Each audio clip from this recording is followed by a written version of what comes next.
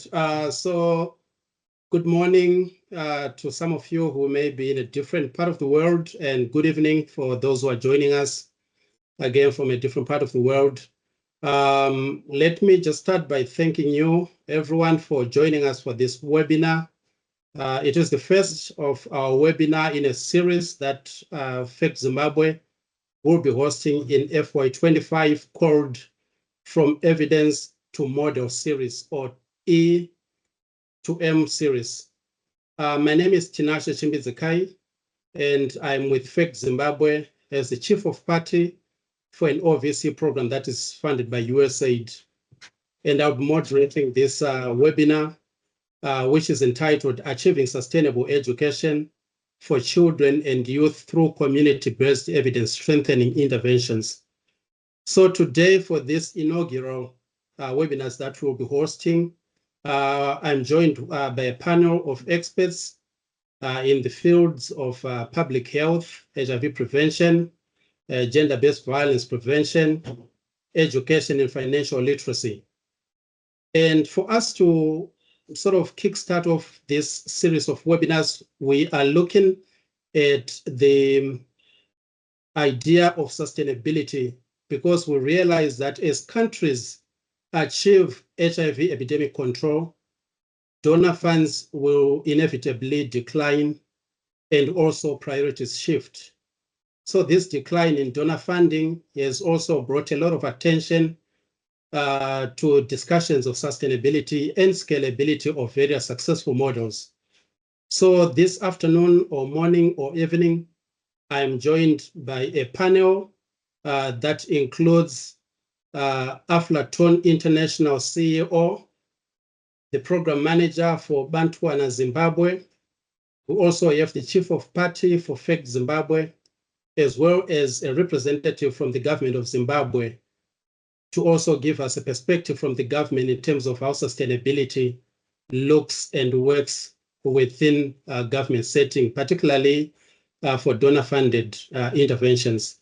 So without wasting much of our time, I'll ask Tino to please share with us the agenda for this webinar. So Tino, can you just fly to us the agenda, and then we run through the agenda before I give the opportunity to the first speaker. Yeah, so our agenda, we are starting round about 3 o'clock, which is Central African time. And we expect to be finishing round about 1600 hours. And as I've highlighted, we have Roeland Monasch kicking us off by setting the tone for this webinar. And then we have a presentation around the integrated sustainability education model.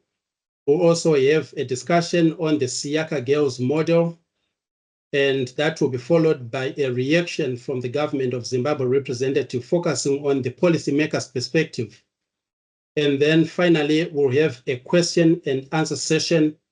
So at this point in time, I will ask you, panelists and those who are attending the webinar, to take your presentation or your questions in the chat box. And then we can look through those questions for a discussion after the presentations. So let me invite Roeland Monasch, who is the CEO of Aflatoun International. Roeland Monasch has been working with the UN, particularly UNICEF, as the country representative in various countries, but currently he is the Aflatoun International CEO.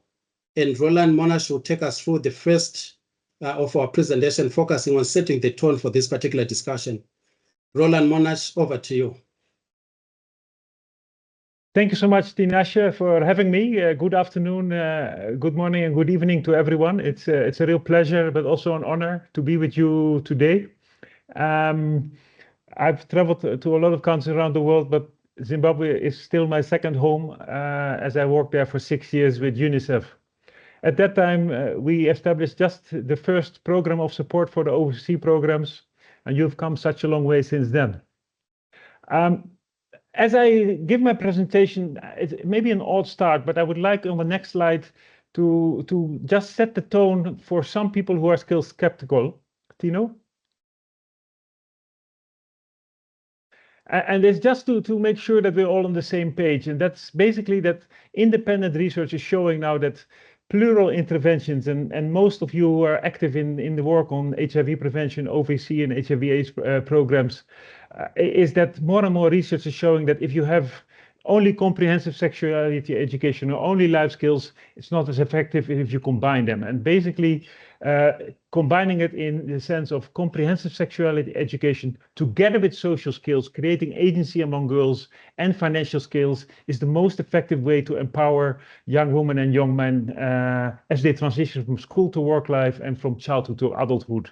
Just to set that stone, and we can share the evidence, but more and more research is showing really you need to combine them. And the financial part is an essential part of it. The social part is an essential part of it. And the comprehensive sexual education is an essential part of it. Just to set that tone, let's go to the next slide, Theo. Very briefly about Aflatoun. Aflatoun, we are a network of organizations empowering children and young people with social and financial skills around the world. And in Africa, we have over 140 organizations in more than 35 countries, which are having that same vision on we need to empower these adolescents with essential social and financial skills. Next slide, please.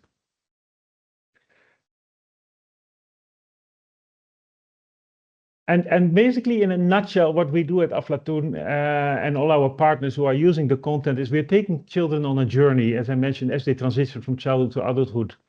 And we basically take them to a moment of self-reflection. So there are 5 core elements. And the first one is really personal understanding and exploration. Who am I? What do I want to achieve with my life? What are my dreams? So really have them a positive look, positive self-esteem, and some agency for themselves on what they want to do with their lives. Secondly, we embed them in their community. What can they expect from society, but what can the community expect from me? They understand and they realize they're part of something bigger and they want to be part of that bigger. We call that rights and responsibilities. So together, that personal understanding, that positive self-esteem, and that recognizing I'm bigger of something bigger and I want to be part of that and contribute to that is the key social skills we are developing. However, what we are saying is that if you want to have these young people who want to be actively engaged in their community and as citizens, you need to talk about money if you like it or not. So we talk about savings, responsible spending, making a plan, making a budget, and ultimately learning by doing with your peers, setting up a small business and learning all the tricks of the trade. And it's very 21st century skills oriented because, of course, when they set up a club, they also have to elect chairpersons, financial secretaries, so they have to elect, they learn democratic rights, they have to campaign, etc., public speaking. So there's a lot of those other confidence building skills which are there as well. Next slide, please.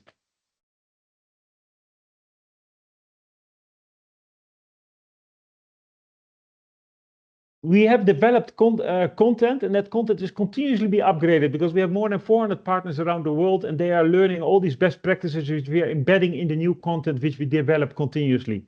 And we basically have content for preschool, primary school, basic education, lower secondary, upper secondary, university, and of course out of school children and young people as well as digital. So the content is in all different formats available. And then, next slide, please, we contextualize it to the local setting. So while our core material looks like, as you see it on this slide, actually, when you go to each country and different organizations, it looks very differently because it's really locally contextualized. And during that process, when we build the capacity of local organizations to adapt the content, it becomes locally owned and really with local examples, local cultural norms and values, they're all embedded and integrated. That works the best. We've really learned across the world. So next slide, please.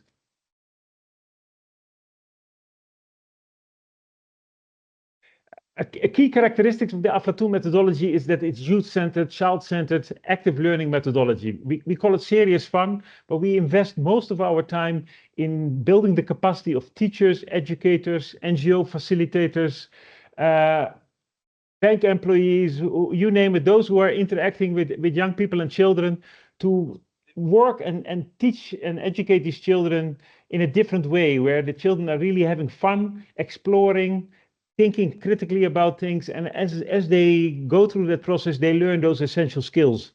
And it is really, most of the teachers love Aflatoun because the methodology of teaching is opening their eyes that they can really interact with children in a different way. Next slide, please.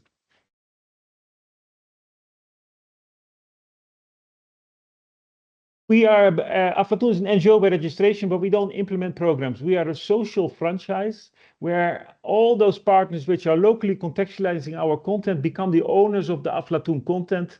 And at the moment, as I mentioned, there are more than 400 organizations who all have adopted those concepts into their programs for often vulnerable children and young people. And that looks very differently in Colombia with child soldiers than it looks in the Philippines with green entrepreneur kids. And in Zimbabwe, again, it looks differently, but I'll come to the Zimbabwe context, but in every place it looks different, but together we're reaching millions of children and young people with these essential skills. Yes, please. In Zimbabwe, actually, we have quite a number of great organizations which together have formed a consortium of NGOs, and I think there are at the moment 12 or 13 organizations, and some of you recognize yourself. They're doing fantastic work, mainly in empowering adolescent girls and young women and boys and young men to provide them with some critical social, financial, and entrepreneurship skills. And they often use a gender lens to make sure that gender is core of the program. And they have done fantastic work, and many of these NGOs have been involved in a recent program called Aflatoun Plus. Social financial education through a gender lens. And we have this year released some data on how is this program impacting the adolescent girls and boys in the program. Next slide, please. And I want to share with you briefly some key highlights of the findings. And we did a randomized control trial, a small one. Next slide, please. And we looked at children, adolescent girls and boys who went through the Aflatoun Club and those kids who didn't participate in the program. And what we found is that the Aflatoun youth who went through the program had more self-confidence, they were more persistent and more likely to take assertive action if something wrong was happening, and they would speak up. Secondly, Afla youth had more improved understanding of rights, responsibilities, gender norms, gender values, which were more appropriate, and they were also speaking up against GBV more likely than non-participating youth. They had more improved knowledge and awareness of HIV. Also, very important, Aflatoun youth who went through the program were more financially literate. They knew much more about loans and interest. They were more likely to save and more likely to save larger amounts of money more frequently. And ultimately, Aflatoun youth were also more likely to engage in entrepreneurial activities. So overall, the program Aflatoun we implemented, all these partners as part of the Aflatoun network in Zimbabwe were highly successful in having a positive impact in these young adolescent women, adolescent girls and young women and men. Next slide, please. Now, I want to share with you some lessons learned, because that was the question I got from Tinashe on what are some key, simple lessons you've done, you're picking up as you do these youth economic empowerment programs around the world. So these lessons are not only based on Zimbabwe, but also in the other Eastern and Southern African region, and also in West Africa, but also beyond. Next slide, please. And there are basically 4 lessons. And the first lesson is maybe a no-brainer, but it's really important because we have been focusing so much on social skills, financial skills, and entrepreneurship skills. And young people are learning to save, to generate some money. But if you want to have these youth, specifically 18, 19, 20-year-old, who are really enterprising, it is important that they get access to the formal financial system. And it can even be a mobile cash system like EcoCash or others, but they really need to be included into the financial inclusion system. The reason why I'm flagging this specifically is because most of us are involved in the more traditional development practice of health, protection, education, while the whole sector of financial inclusion is a different group of guys and girls working on development practices, and often these groups on financial inclusion and health and development don't talk to each other. And it's really important that we come together in the traditional programmers on OVC, HIV prevention, and the financial inclusion sector, because the financial inclusion sector, also in Zimbabwe, they develop regularly their national action plans, and we need to advocate strongly that financial inclusion for young people and financial education is part of those financial inclusion strategies. It's really important because you need to have the skills, but you also need to have the ability to work with finance, and that together will create economic citizenship. Next slide, please. Lesson 2 is the capacity building. We are focusing strongly on financial education, entrepreneurship education among children and young people. But what we found out that there's a lot of teachers themselves do not have the basic skills on financial skills. And what we're also seeing is that those teachers who go through the program, they start enterprising themselves, and to have that in a much more structured approach where you don't want to have, you want to have teachers generate money so that they're coming back to school to educate and not scrounging for money. It is really important that we develop programs for teachers and school management in building their financial skills as well, and not only for the students. They're really the teachers in the first place. Secondly, it's also really important to invest in the parents. In more than half of all our programs around the world, we have components for the parents, because in most places parents are financially illiterate themselves. Many of them are actually learning about money through their children who go through the Aflatoun programs. And what we are basically saying is, of course, we need to focus on the children and young people, but you also need to invest in financial literacy programs for parents. And increasingly what we're seeing, and in Aflatoun, this is our biggest growth area in the organization, is parents and financial education. So if possible, when you have this community engagement, do the economic empowerment of the children, but to get the buy-in, to also get the extra win-win situation, invest also in financial skills building of the parent and the family caretakers. Third point. Next slide, please. The third point is the systems change question I also got from Tinashe. What is the implication of systems change? And basically what we are saying as Aflatoun and the movement, the network, we're all saying you need to integrate social and financial education into the national education system. It needs to be integrated as possible in the core curriculum. If you learn about percentages in math, you can also learn about interest rates during your math exercises. So really invest in and work with the Ministry of Education and the central bank to integrate social and financial education, entrepreneurship education into the core curriculum. On top of that, it could be very beneficial, and we are seeing that in many countries, to do also extracurricular activities or like green entrepreneurship and other activities for a group who are especially interested. What we are seeing at the moment is that we have a lot of extracurricular activities, but no core curricular activities. It is really important that we all advocate for core curricula, social and financial education. Third point of this systems change is that you need to do it as early as possible. You can't start early enough. And actually more and more research is showing that topics like delayed gratification, self-control, which you learn during preschool, is having a very positive impact in your later financial life if you learn those skills very early. So we have programs for preschool. I'm not telling that everybody needs to start with preschool, but don't shy away from it. Most of the programs should start at Aflatoun age, which is basically the basic education age when all children or nearly all children are still in school. You need to grab them before they drop out of school. If you like it or not, in the next decade, many children will still not complete their basic education. So we need to be strategic and invest during the early years. Final point on this systems change, even if you integrate it into your national curricular, teacher training, teacher training, teacher training. All the investments, the budgeting, it needs to be into proper quality teacher training of the educators. And then my final point. Next slide, please.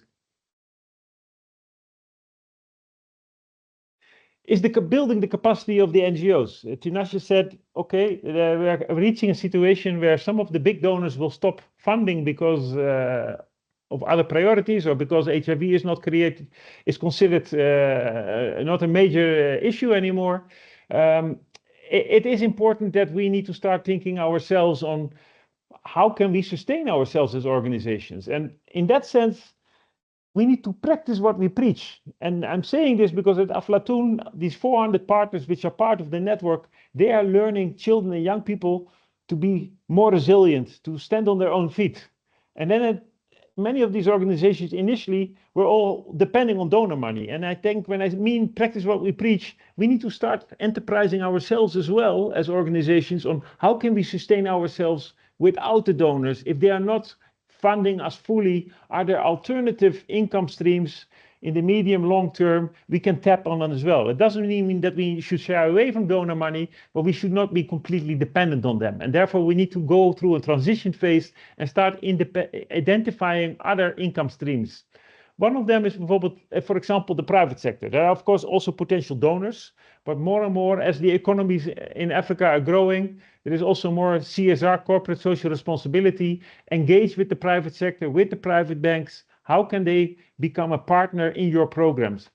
Secondly, is income generating activities.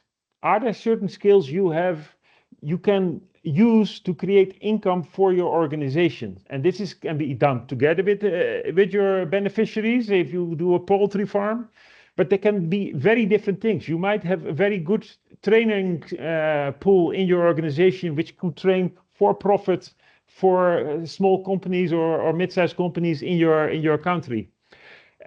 Maybe there is service delivery. Maybe there are certain functions you can take over for the government for a certain amount of money. So there are different ways of really like starting to look at what are the possibilities of coming up with other income streams than we are now. When I joined Aflatoun, we were 100% dependent on 2 donors.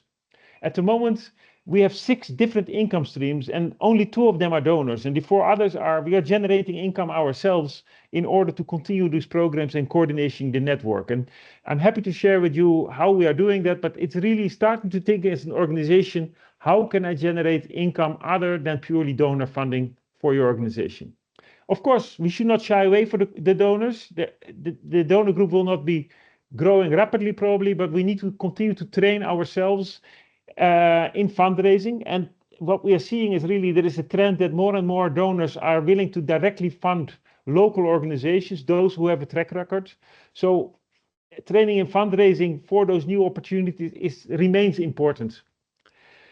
And then the final point is, and of course in Zimbabwe, there's a lot of working together in the NGO sector. I fully acknowledge that, but in many other countries, that's not the case. And in many places still, NGOs look at each other and see the other ones as competition for the rare donor funding. And it's really important to be together a voice, together to approach the donors. Together you're much stronger to reach out to potential funders than each of you individually. And unfortunately, too often it happens that we're being played by the donors, and we should try to avoid that. I think those are my 4 lessons. Going to the next slide. It means that when you talk about partnerships, traditionally, we are very comfortable to talk to the National AIDS Program, the Ministry of Education, but you also need to start talking with the private sector, the private banks, the central bank, microfinance institutions, the digital payment, and less with the donors. So this is basically your framework. Another partner which could be there, which could be very beneficial to learn from, is the cooperative movement. Zimbabwe has quite a number of cooperatives, and there are some interesting ways where they are making profit for good, where we could benefit from as NGOs in Zimbabwe, in many other places around the world as well. Next slide, please.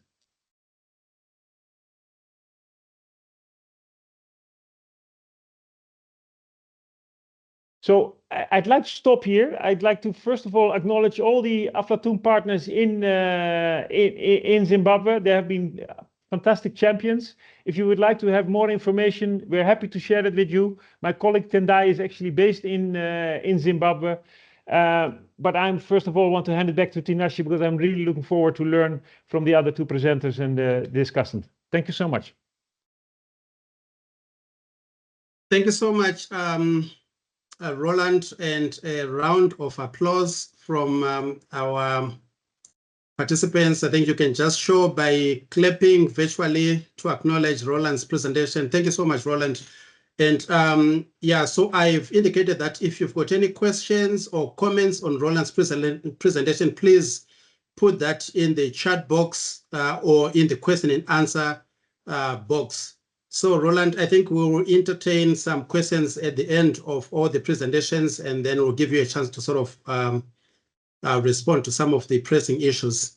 So without wasting much of your time, let me invite Bertha Mukome, who's the Chief of Party with FACT Zimbabwe for the Dreams Smart Girls program.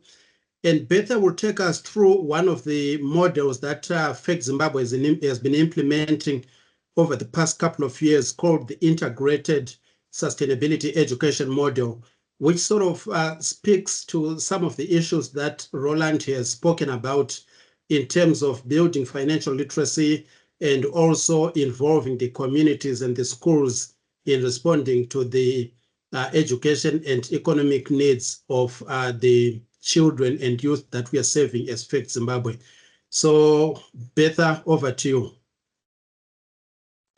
Thank you very much, Tinashe, and good afternoon, good morning, everyone. I'm going to talk about the experiences of FACT through the implementation of an integrated sustainable education model, an intervention and a model that we've adopted in line with the discussion going on around sustainability and how education is a key component or key tool for HIV prevention for adolescent girls and young women. So I'll start by just providing a background. Next slide, please.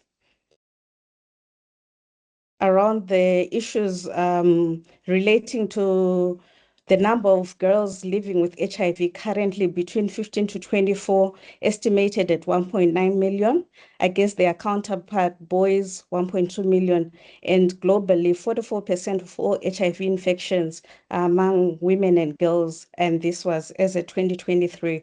So studies show that schooling, particularly secondary schooling, can lead to a reduction of cumulative risk of HIV, making it an effective tool to reduce social and economic vulnerabilities among boys and girls.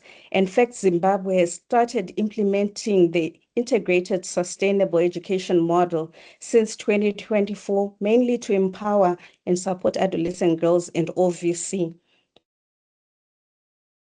Next slide, please.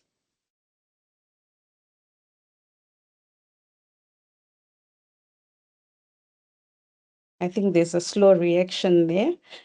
Just to explain a bit about our sustainable education model, which is premised on the socio-ecological framework, where the girl is at the center but needs the support, influence, and interventions of the community, the schools, and the society. For us, this is a two-pronged approach, where adolescent girls and young women are expected to be retained to progress and to complete school through capacitating both the school as well as the caregivers in order for the schools to run viable projects as well as the caregivers at community level, so that the adolescent girls and young women will access funds that cater for their educational, health, and safety needs.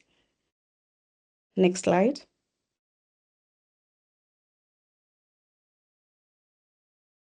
So for us, the model seeks to address the issues of lack of resources, especially in schools. They lack resources to provide high quality education as well as materials for use.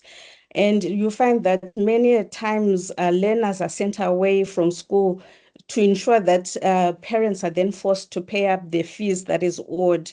And some children may not even access primary education because of factors such as poverty, geographic isolation, or even conflict or pandemics, for example, now that the pandemics are also related to issues to do with climate change. And some students from the disadvantaged backgrounds lack adequate nutrition, healthcare, and so on. So we are also trying to address the issue of dependency syndrome, where when you start paying school fees for children, they kind of relegate that responsibility to your development partners. So these are issues that we are trying to address with the model to say, how can parents and schools and other community interventions support children to access education? So as I said, two-pronged. We're working with caregivers of adolescent girls and young women directly, as well as the schools. The schools through block granting and the caregivers through interventions such as the internal savings and lendings, where caregivers contribute monies, they save and lend each other, and it comes with an interest. And the ultimate goal is that the caregivers should start group IGAs or individual income generating activities. And the support comes from ministries like Ministry of Women Affairs, who are offering entrepreneurial skills as well as market linkages. And this also applies to school block grants. If schools identify a project that they can do, they are supported by relevant ministries, private sector for that technical area to grow their businesses. And the schools implement the IGAs with a specific goal of ensuring at the end that they support children, adolescent girls and young women to access education. So at all phases, there's continuous monitoring between the partner, the relevant ministries, as well as private sector. So you'll see that the approach is ensuring that we involve all partners that contribute to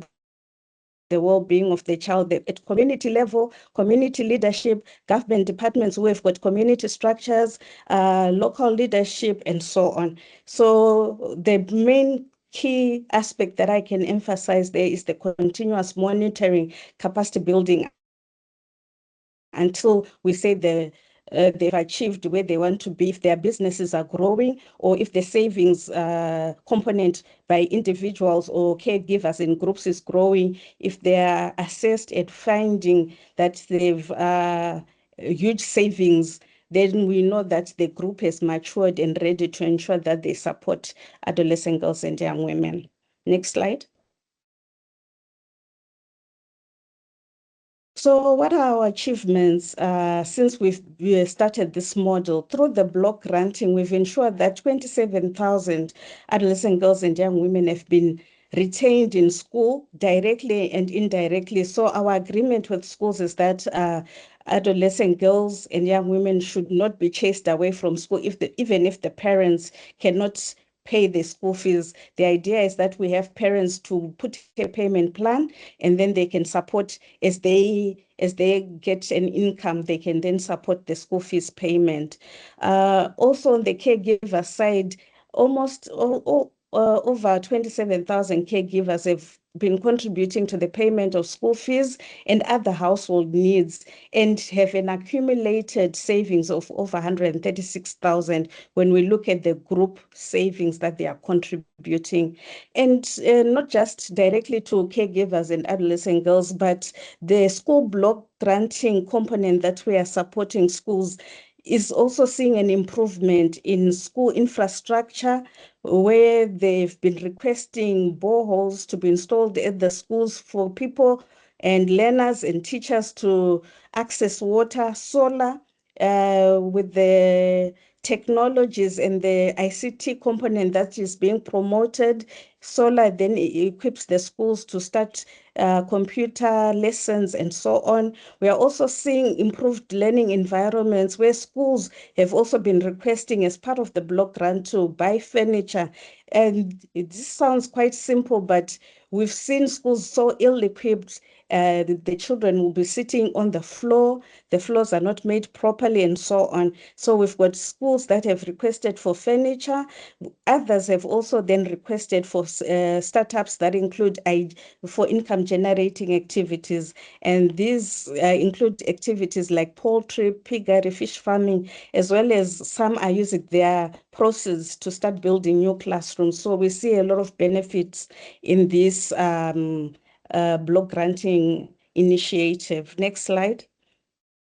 Maybe I can also comment around the issues of private sector engagements, where we are working with over 105 partners who are providing technical support, markets, as well as opportunities for those who want to do internship or learning opportunities for the different learners. So this has been well received wherever we've implemented the block grants or the ISALs, as a way of enabling parents to save up for education. Like one learner was saying, we're excited about the new furniture. We are no longer squashing on the benches.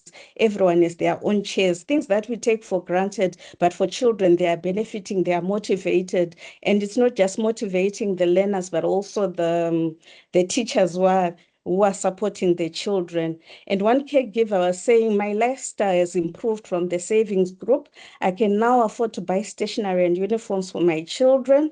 And ensure that they have food for lunch. Again, some things that we may think are not worth, but they are really life-changing, where parents are taking a step further to ensure that the children are well-equipped as they go to schools. Next slide. So what are the key lessons learned? So for these models to be successful, it is working through the government line ministries and different stakeholders.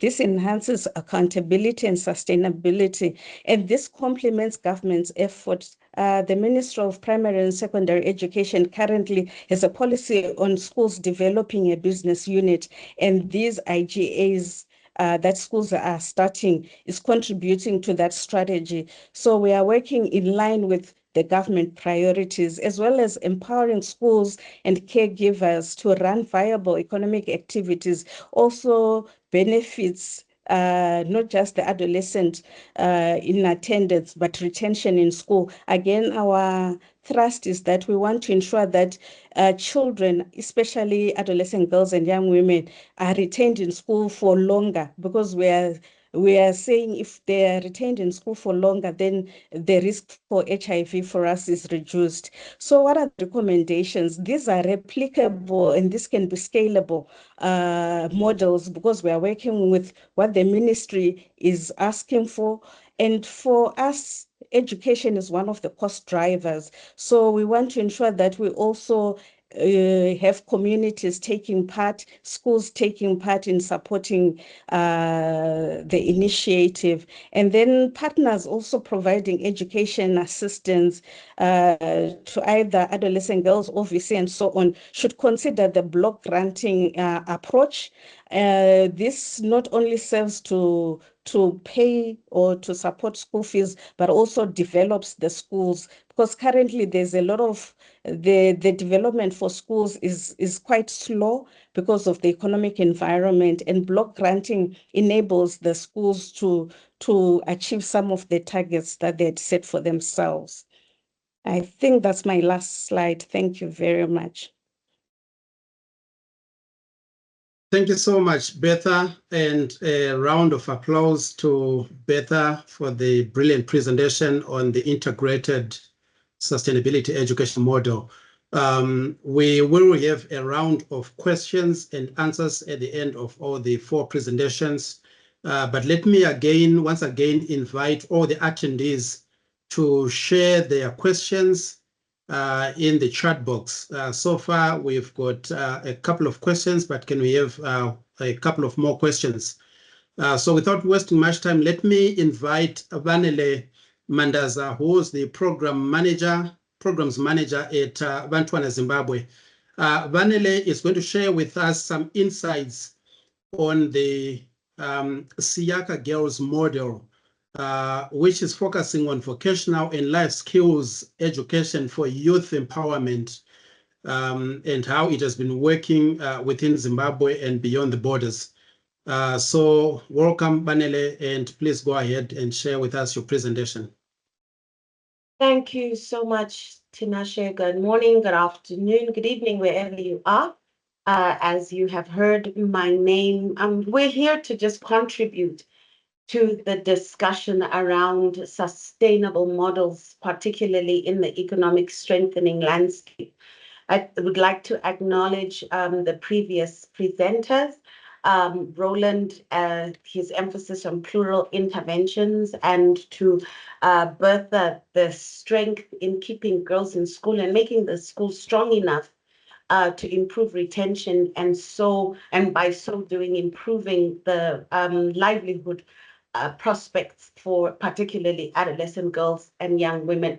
The Siaka model, you can move to the next slide, please, is a PEPFAR-approved 8-step model that is premised on the theory of change that highlights how the right set of skills and supports tailored for and built on the active engagement of adolescent girls and young women, their families, spouses, let's call them gatekeepers, employers or business mentors, can actually yield results even in highly informal and limited economies. I think Bertha mentioned the continual contraction of the economic space within Zimbabwe, and of course the informalization of economies across the African continent. And so we see that this theory of change highlights the ability to retain and to encourage particularly adolescent girls and young women to complete so that they have livelihood options. And so what the Siaka model does is it prepares adolescent girls and young women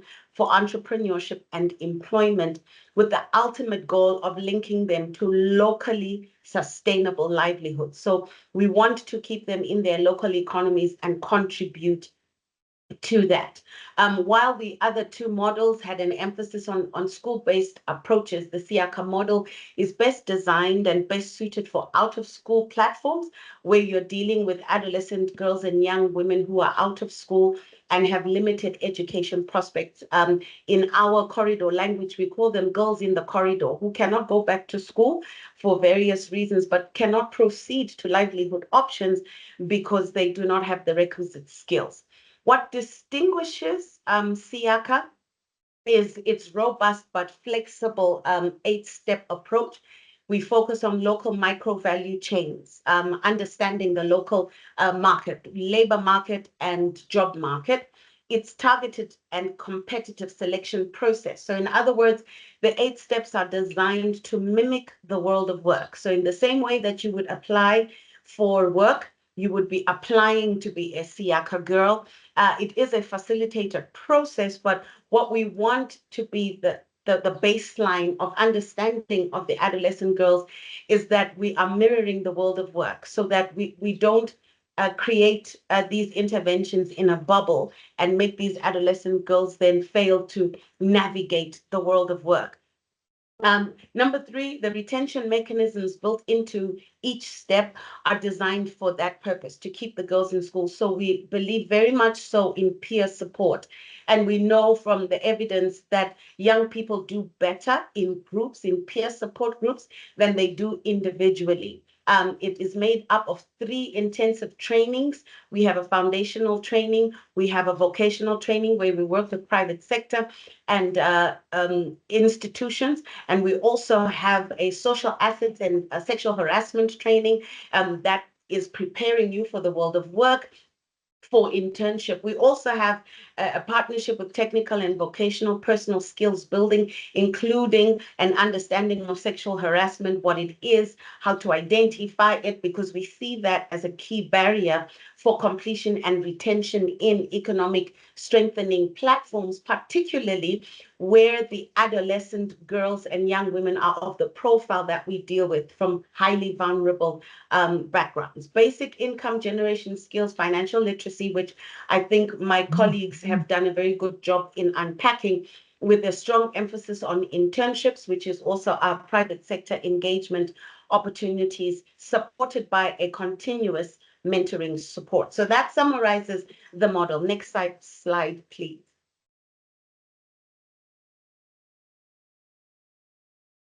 And so we have had the opportunity as Bantwana Zimbabwe to support projects not only in Zim, but in Southern Africa. And so what you see on the screen there will be the total of the work we have done between 2021 and 2023 in 4 countries, including Namibia, Zambia, Zimbabwe, and Malawi. And so as a whole, 58,622 adolescent girls and young women were trained over that 3-year period, with 4,032 of them advancing to the comprehensive package, which I will unpack shortly. And from that comprehensive package, we achieved 60% completion rate.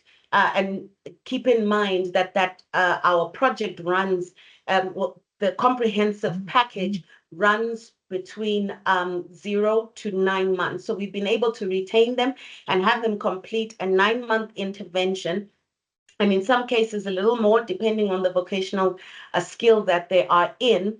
And we've reached a 60% completion rate, with 24% being absorbed into wage employment. And I'll unpack the other graduation pathways. In other words, the self-reported outcomes that we are hearing back from the adolescent girls include improved agency and decision-making, improved income levels, improved health outcomes in line with the vulnerabilities that were captured at their baseline. In fact, we have a number of girls, almost 40%, will not consider themselves poor or as vulnerable from when they started the program after completing the SIACA model. Next slide, please.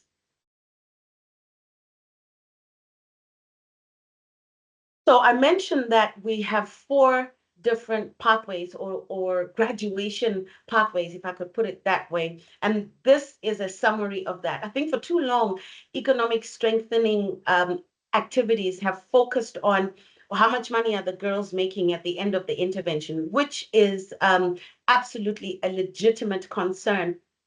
But in the very dynamic platforms and contexts that we deal with, we realize that it is not a linear approach. And I think that's what a comprehensive economic strengthening has taught us, that there isn't a straight line from intervention to outcome. And so the SIACA model has 4 graduation pathways. The first one is called extended internship.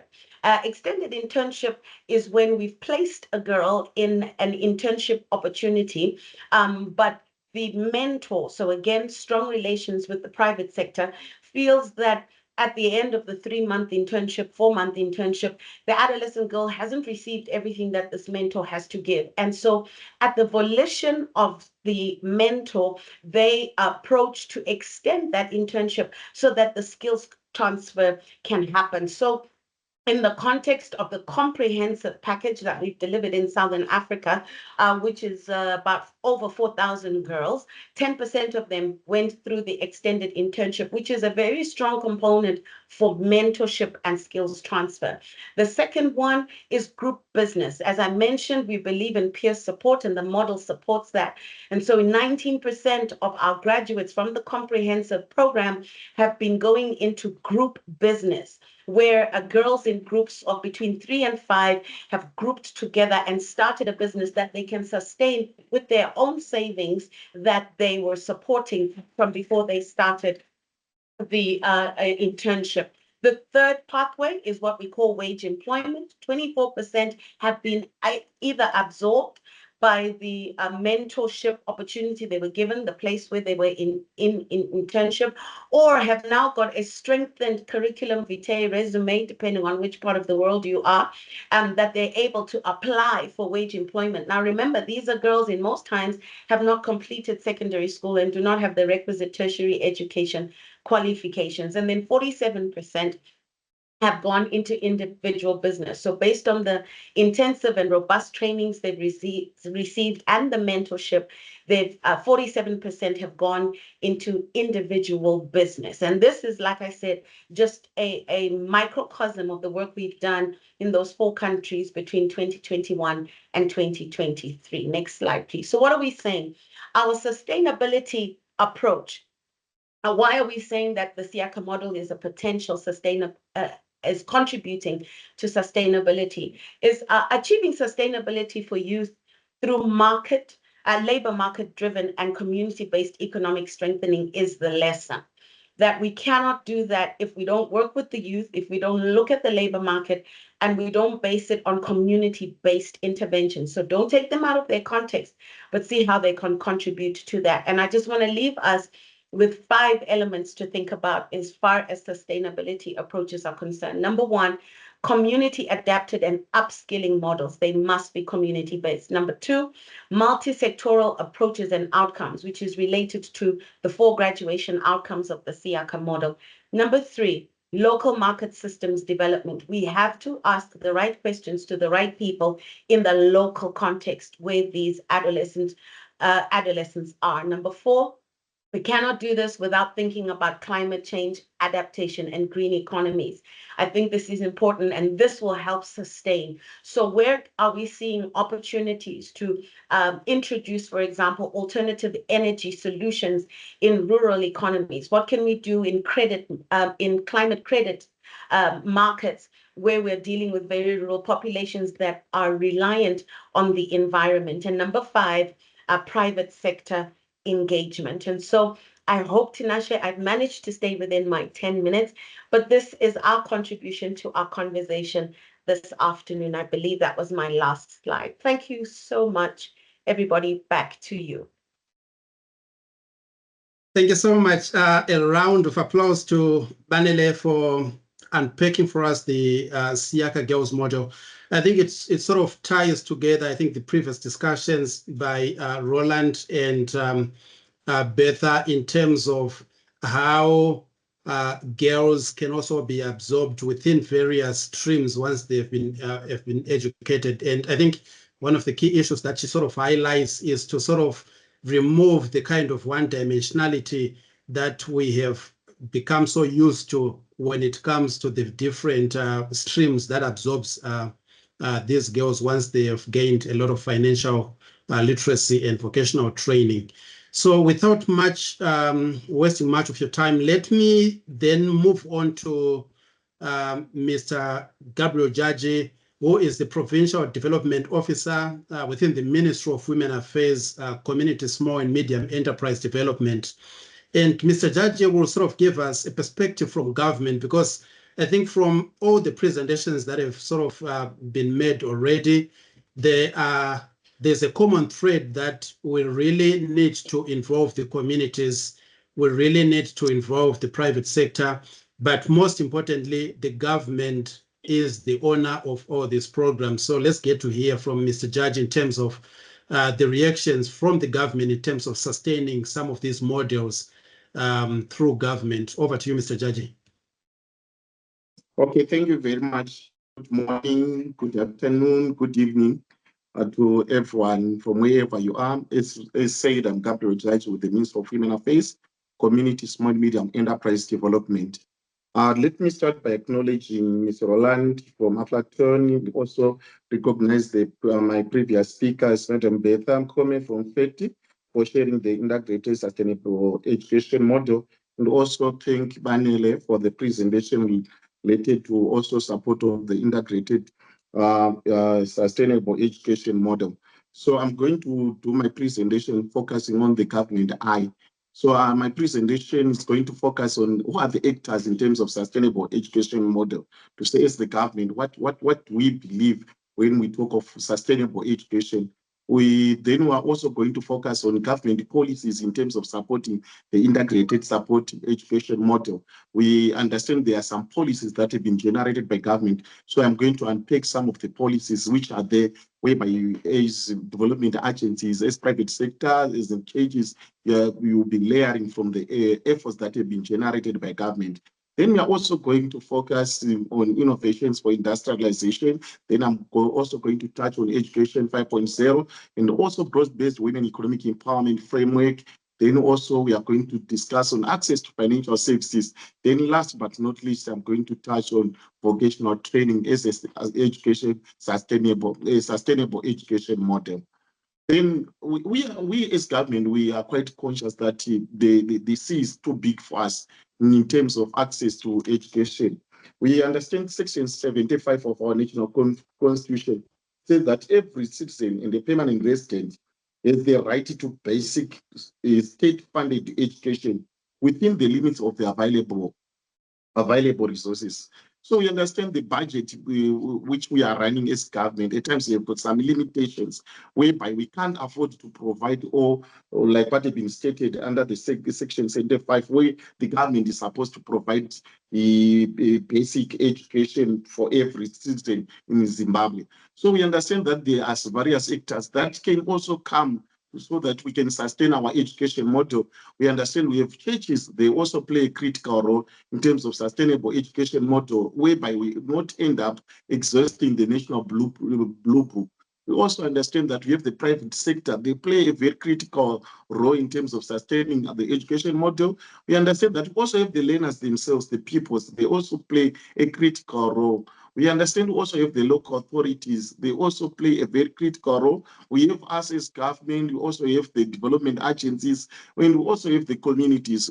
If we measure all our efforts, we can safely go achieve sustainable education model. Everyone standing on his or a corner trying to push the agenda of sustainable education. The first blueprint document that I'm going to touch is the National Development Strategy. As you're aware, the government of Zimbabwe in 2018, we generated what was called this Transitional Stabilization Program, which was aiming on addressing macroeconomic fundamentals, where we were trying to have to tame the high inflation rate which we're experiencing.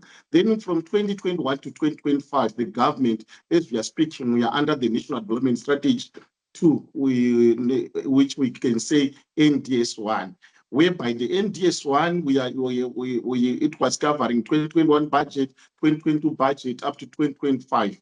Then for 2026 going forward, we are going to have NDS2. So if we are going to unpick this national blueprint document, it speaks a lot about sustaining the education model. Next slide, please. Next slide. The government under NDS1 is conscious that the government under NDS1 is conscious that every reliance on parental contribution for fees and levies to support teaching and learning at school level continues to widen the gap between the rich, the urban, the poor, and also rural schools. We are very conscious as government that the level in terms of parental contribution to education is too much. And the moment we give the burden to the parents, at times, without supporting them, it will widen the gap between the haves and the have-nots.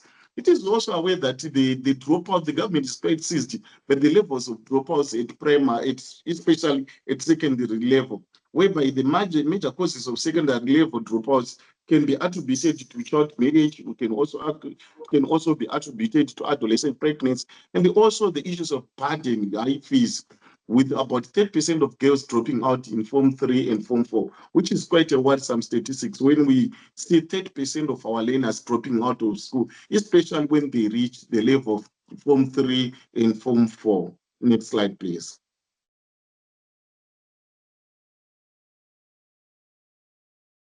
Next slide.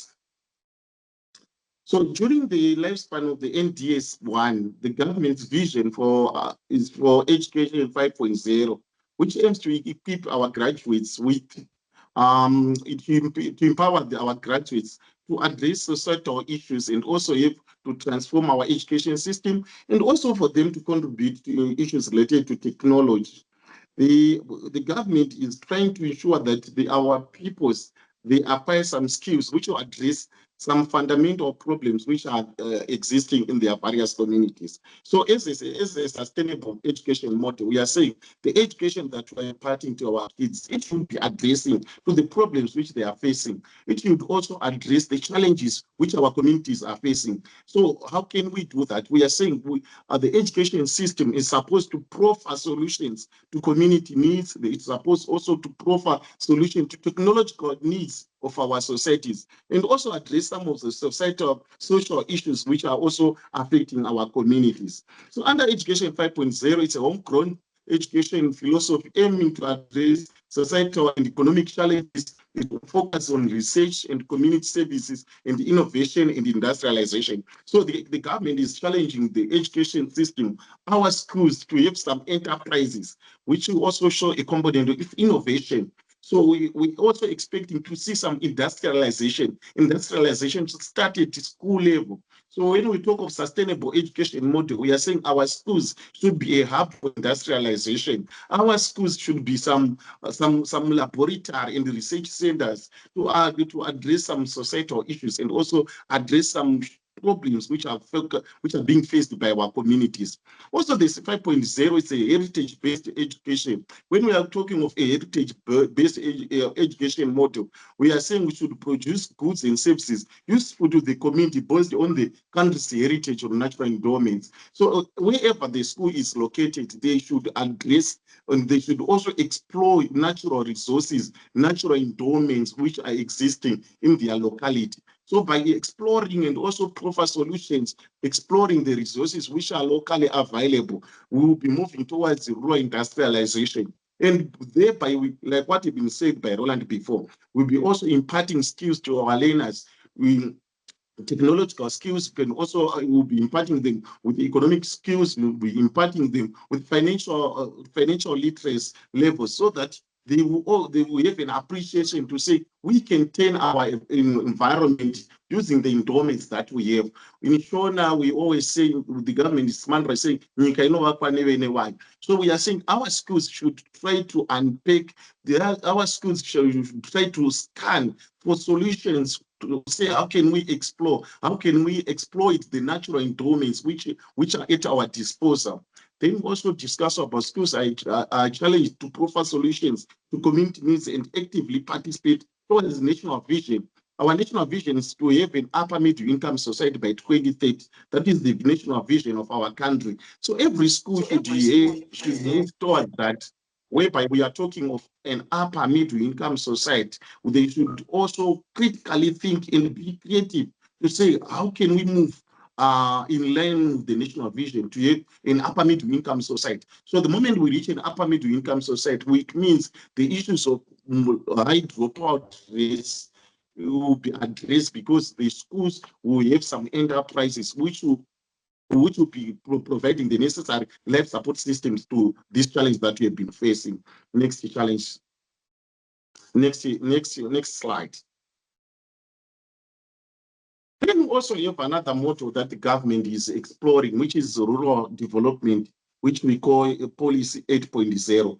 The government, through the Rural Development 8.0 initiative, aims to transform rural economy through the establishment of business units. According to 2023 national census, it states that 63% of our national population, they are living in rural areas. So for the 63%, according to Zimbabwe report, it also shows that poverty levels is very high in rural areas, although it also says there's also some isolated cases of poverty in urban areas. But if we are to scan, we will see poverty is more visible in rural areas. So the government deliberately introduced this policy, which we call Rural Development 8.0 policy. The purpose of the policy is to have business units in every village. The policy targets to create 35,000 village business units. So this is where we're using the whole of government approach, where various ministries converge, various development agencies converge to create village business units. Also, we have what we call, for example, when we discuss about the sustainable education for the youth, the government is targeting to create 4,800 youth business units. Then also 9,600 school business units by 2028. So as we address the issues of sustainable education model, the government is moving towards ensuring that our schools have business units, whereby we not give the burden to the caregivers or to the parents in terms of school fees, but schools will have some business units which can cater issues of addressing some economic challenges which will be affecting our schools. Then also the government of the broad-based women economic empowerment framework. The broad-based women economic empowerment framework aims to promote women's economic participation and integrating women in all sectors of the economy, whereby women should not be relegated to peripheral projects or programs or economic activities which are more feminine. But we are moving whereby we want to broaden women's economic empowerment for them to be visible in every sector of the economy. Those areas which used to be masculine, women should be visible. It aims to achieve this by involving women in the entire value chain of the economic sectors through issues of access, control, and ownership to productive resources. So also the broad-based women economic empowerment framework It talks about businesses and entrepreneurship, and it also discusses about livelihoods and leadership and decision making. And like what has been said by the Banele, it also talks about decent employment and access and utilization of ICT and issues related to financial inclusion.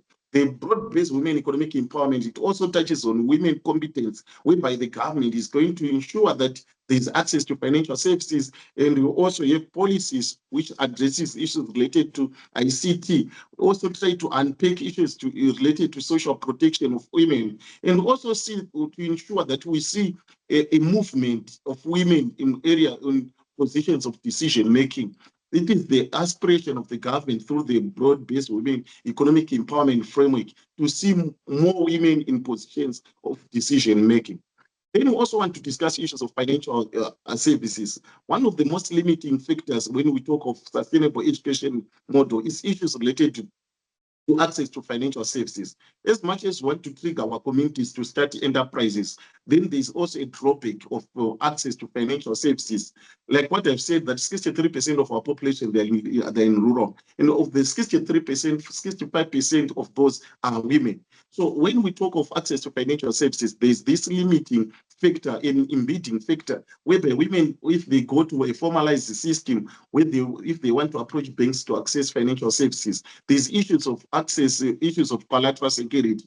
So the government is deliberately, they generated a policy, financial inclusion strategy through the Reserve Bank of Zimbabwe, which aims to bring women and youth to the fore in terms of access to financial services. And this gave birth to the creation of Women Empowerment Bank. It also gave birth to the creation of Empower Bank, and also the Ministry of Women Affairs. We also have this medical, and also you have the under the financial inclusion, there are also some portfolios and desk for officers in every ministry which focus on supporting women and also youth.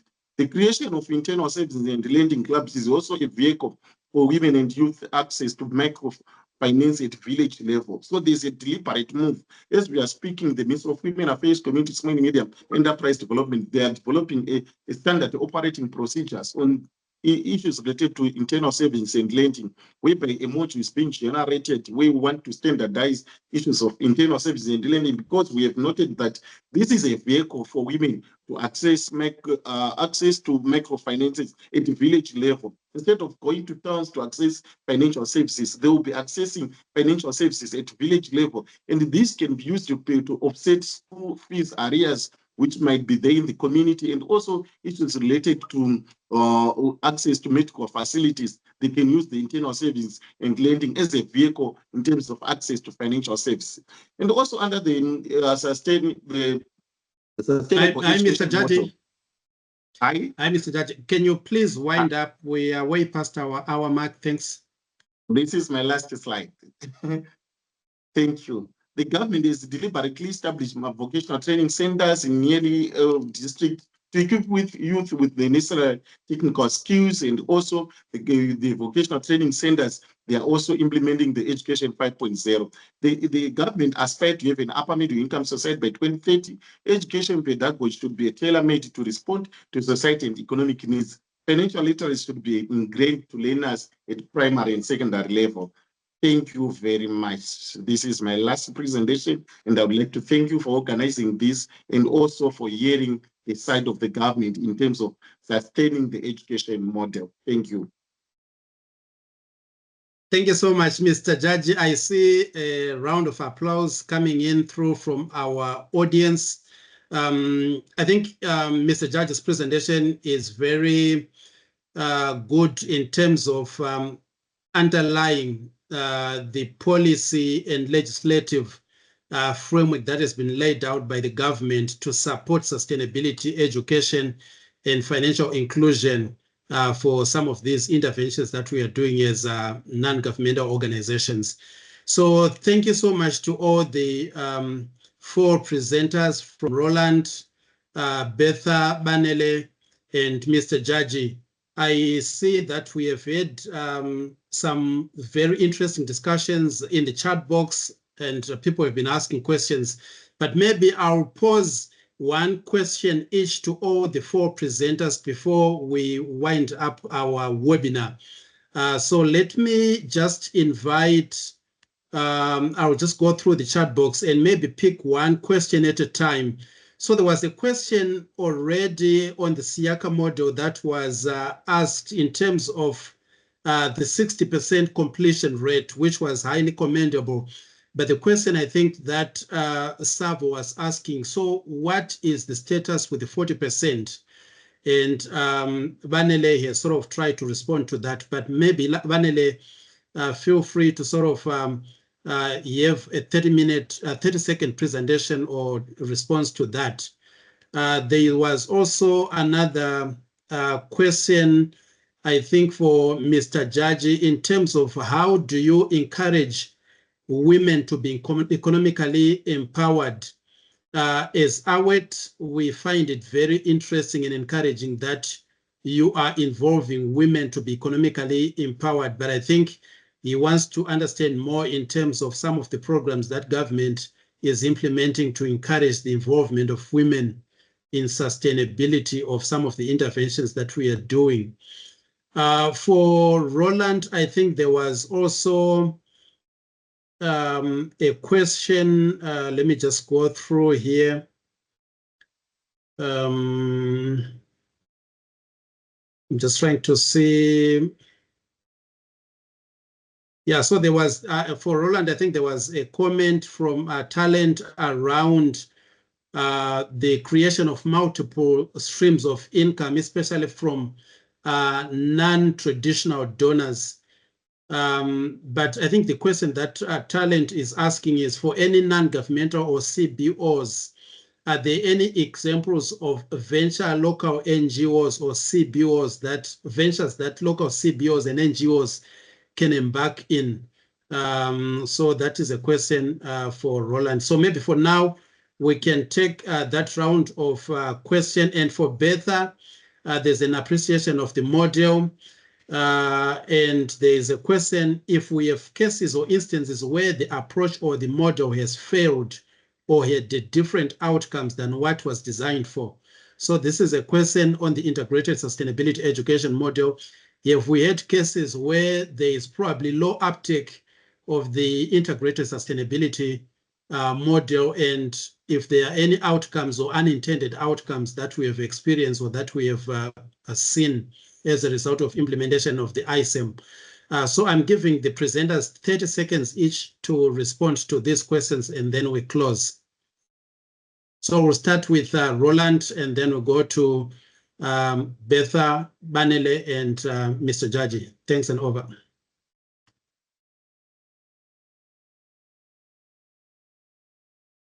Thank you, Tinashe. I understand the question is about sustainable income other than donor funding by NGOs. I think there are several best practices on how to generate additional income as a more traditional NGO. I think you need to look at win-win models. I mean, you need to see if there is anywhere you have a capacity in your organization where you can solve a problem for somebody else who is willing to pay for it. It sounds very basic, but for example, consulting. Some of you have extremely strong expertise in child protection, in psychosocial activities.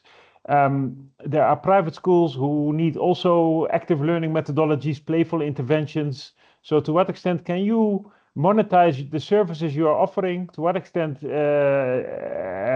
is there something you can offer to other partners? We as Aflatoun see that. We work with private schools, for example, and we ask those private schools to pay Aflatoun because they are generating income themselves by recruiting children where parents are paying money. It's a for-profit business. We have NGO partners who are setting up profitable farms as part of green entrepreneurship activities. And so there are many other examples. And again, I would encourage you to look at the cooperative movement and look at what are cooperatives doing in Zimbabwe, which is where they are making an income. At the same time, they have a mandate for social and financial well-being of the members of the cooperative movement. And have a look at those models which are working in Zimbabwe and see what you as an NGO can replicate from there. But there are definitely examples, and happy to share more after this meeting. Thank you. Thank you, Roeland. So maybe we can get a response from Bertha. Okay, thank you, Tinashe. So from our experience, this is not the first time we've done block granting. We implemented block granting with our previous OVC program, where we also supported some schools with IGAs. At first, they flourished, but with time, they faced challenges in terms of markets, especially in terms of markets, where their market was local and payment was not done. Eventually, the projects died. So in this case, learning from those lessons, before initiating the school IGAs, there needs to be a lot of training to develop a business plan, to do a market assessment before they actually engage, so that the business plan is really asking those questions before one implements a particular project. And from those lessons we learned way back, we tried to plug in the gaps and ensure that training is also done for the schools, for district inspectors who are coming to supervise those projects, and from the provincial office who are also part of the training to ensure that they continuously monitor. So the issue of accountability is very important, which we emphasized in the initial trainings.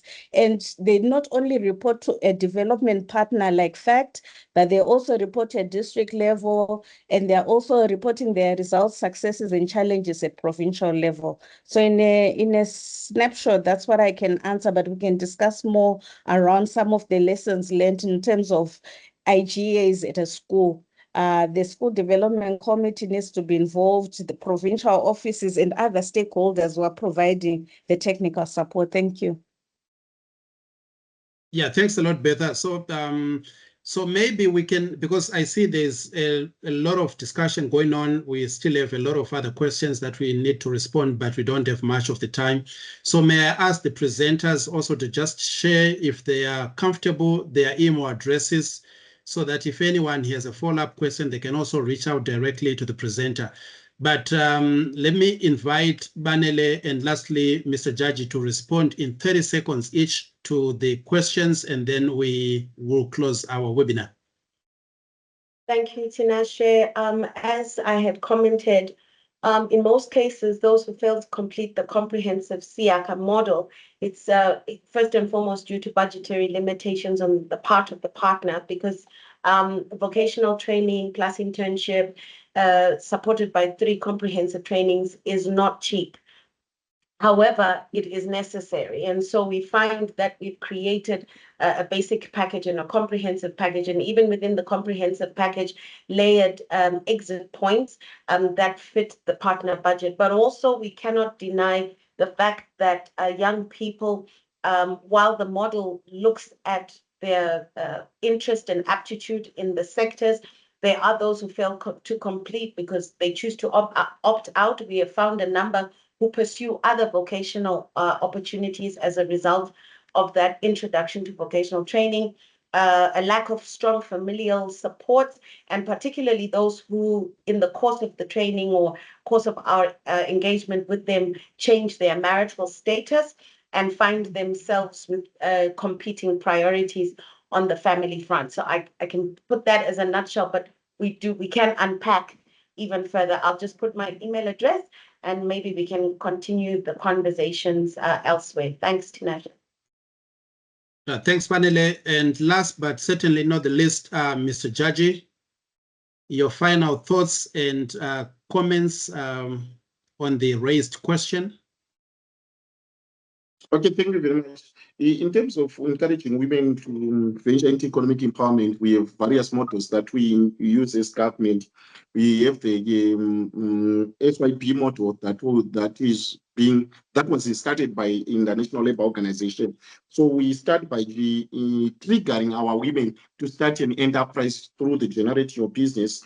Then we'll go further to start your business. Then further, we go to another level where you improve your business. Finally, then we go to the expand your business. So this is one of the greatest models that we use when we are trying to push or trigger women to start some enterprise. And we have seen some footprints, some success stories which comes through the SYP model. So we use the SYP model to trigger women and communities to start some enterprises. And we use various models that we can also use for women to start some enterprises, which I can also share since I'm going to share my email address. Thank you very much.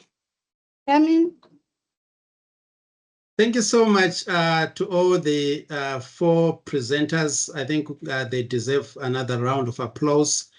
I think just to say that we had over 90 attendees to the inaugural webinar for our series that we call Evidence to Model series. And we would like to thank you so much for joining us as FEC Zimbabwe on this first of our webinar series. And like the presenters have indicated, they've shared their email addresses, so feel free to get in touch with them and unpack some of the issues they've presented. For us, this was just a teaser on what are some of the working models that can be sustained and that are also scalable in different contexts as donor funding, particularly in the context of HIV as we reach epidemic control. So we really need to be focusing on how best do we diversify our income streams, both at community level, at NGO level, as we implement some of these life-changing interventions. So without wasting much of your time, would like to thank you so much on behalf of FEC Zimbabwe and on behalf of all the presenters, including the government of Zimbabwe representation on the webinar. Thank you so much and have a good week ahead. Bye-bye.